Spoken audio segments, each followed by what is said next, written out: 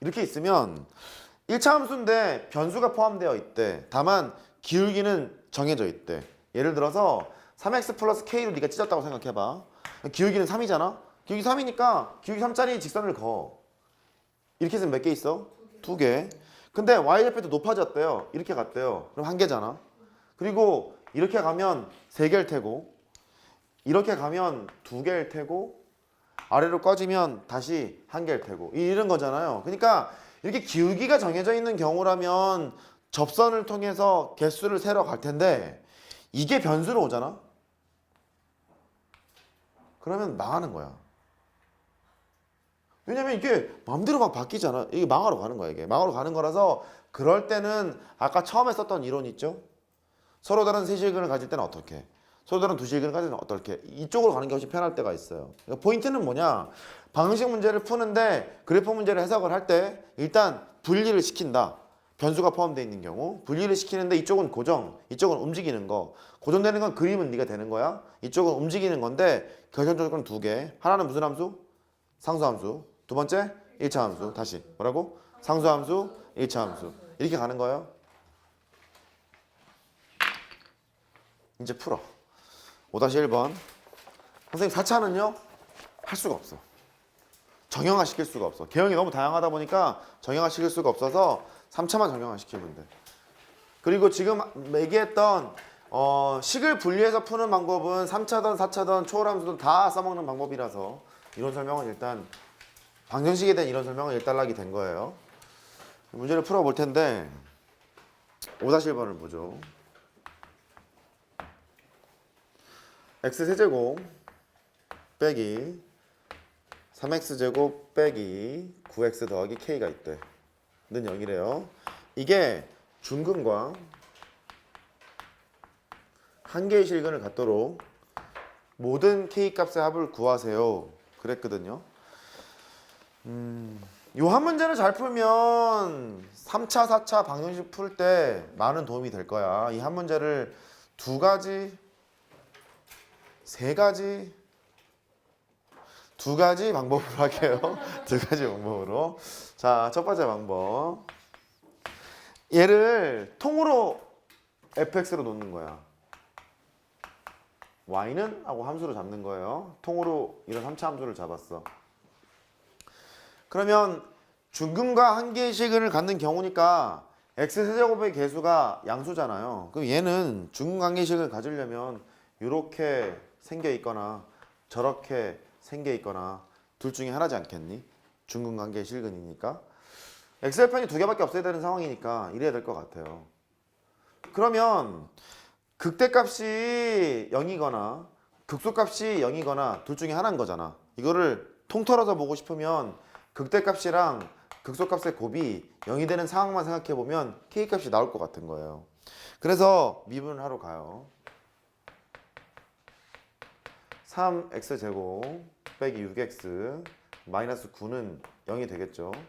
극제만 x표를 구하러 왔어. x제곱 빼기 2x 마이너스 3은 0이 되고 x 마이너스 3, x 더하기 1이 0이 되는 거니까 극제만 x표가 순서대로 마이너스 1과 3이 나온다는 소리거든요. 그럼 이제 아무 생각 없이 이렇게 하는 거야. 어차피 곱이 0이잖아. 곱이 0이니까 무엇이 극대고 무엇이 극소인지를 궁금해할 필요가 없어요. 이게 0 되면 되거든. 이해할 수 있어요? 그래. 그렇게 된대요.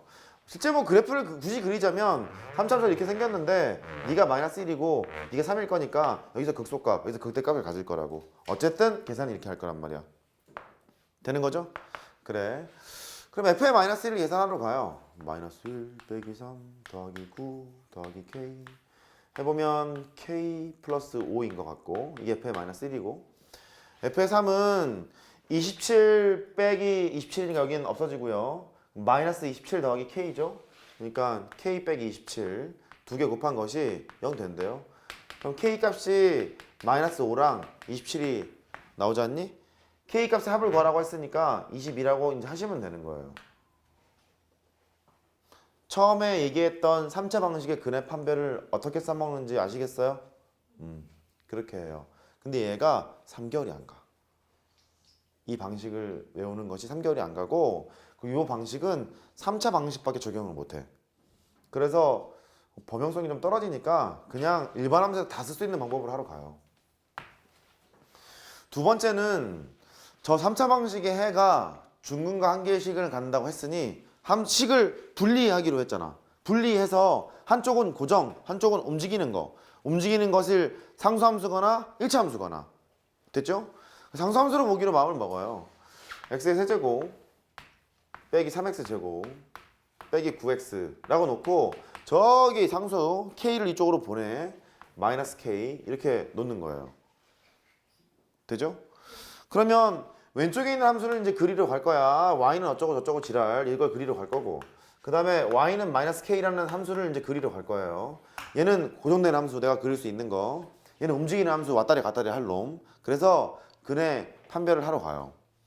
그 왼쪽에 있는 함수를 미분을 해야 이제 그리지 않겠니? 미분을 하러 갑니다. 이걸 gx라고 할게요. 아유, 이거 잘해야 돼. 특히 우리 이과들 잘해야 돼. 잘해야 돼. 해요. 미분에 3x 제곱 빼기 6x 빼기 9는 0. x제곱 빼기 2x 마이너스 3은 0.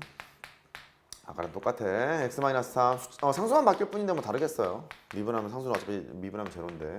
x가 마이너스 1이랑 3이 나왔겠죠. 얘는 직접 그려야 돼요. 그것도 자세히. 여기까지 됐죠? 그 다음에 여기가 마이너스 1이고 여기가 3이에요. 그러면 조사를 하러 갑시다. g의 마이너스 1부터 좌표평면을 제대로 표현을 해야 되기 때문에 그래요. 제대로까지는 아니고 뭐 함수값만 찾으면 되죠. g의 마이너스 1 구하러 가. 여기다 마이너스 1 집어넣어. 마이너스 1 빼기 3 플러스 9가 되죠. 그러면 5라는 소리고 너는 함수값이 5였대.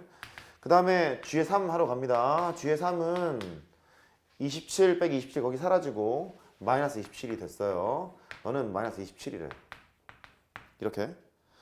근데 여기에 있는 상수함수가 왔다리 갔다리 할 거 아니야. 그러면 k값의 변화에 따라서 근의 개수를 다 판별할 수가 있어요. 얘는 이게 그림을 그리게 되면 기준점을 잘 잡아야 돼. 여기서 킬러 문제가 나오거든요. 이 기준점 잘 잡아야 돼. 일단 기준점은 뭐냐면 극대값이랑 극소값 여기 있는 이 지점을 그리고 시작하세요. 이렇게 그리고 시작해요. 여기가 마이너스 k라는 상수함수가 있는데 걔가 이 5인 이 지점을 보면 서로 다른 두 개의 식을 갖겠군. 그걸 안다고. 교점의 x좌표 구하는 식이니까. 얘가. 또 이 마이너스 k가 마이너스 27인 지점을 보시면 서로 다른 두 개의 식을 갖는 상황인 거를 알게 된다고. 그래요. 그러면 이제 이거 위, 사이, 아래에 따라서 다 개수가 달라지는 거잖아. 이 위쪽으로 간다는 소리는 그쵸. 마이너스 k가 있어. 걔가 뭐보다 커야 돼? 5보다 커야 돼. 이럴 때는 얘는 한 개의 실근을 갖고 이럴 때는 두 개의 실근, 이럴 때는 두 개의 실근. 그 다음에 이 사이 마이너스 k라는 상수함수가 움직이는데 마이너스 27보다는 크고 5보다는 작아야 된대요.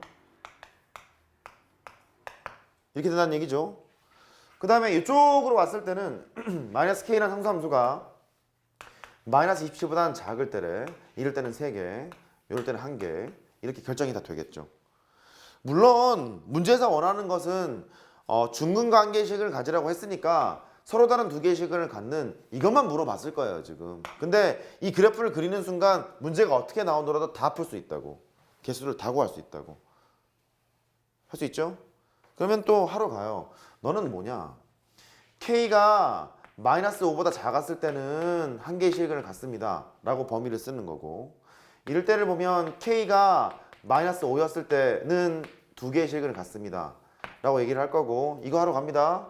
K가 27일 때도 두 개의 실근을 가져요. 이럴 거 아니겠니? 그 여기를 여기다 붙이면 되겠네. 27이라고. 여기는 생략. 됐죠?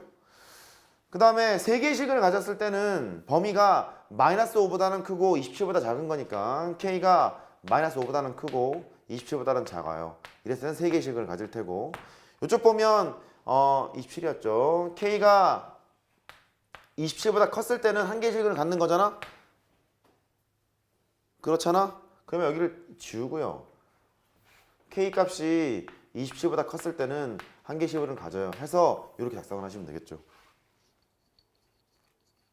된 거예요?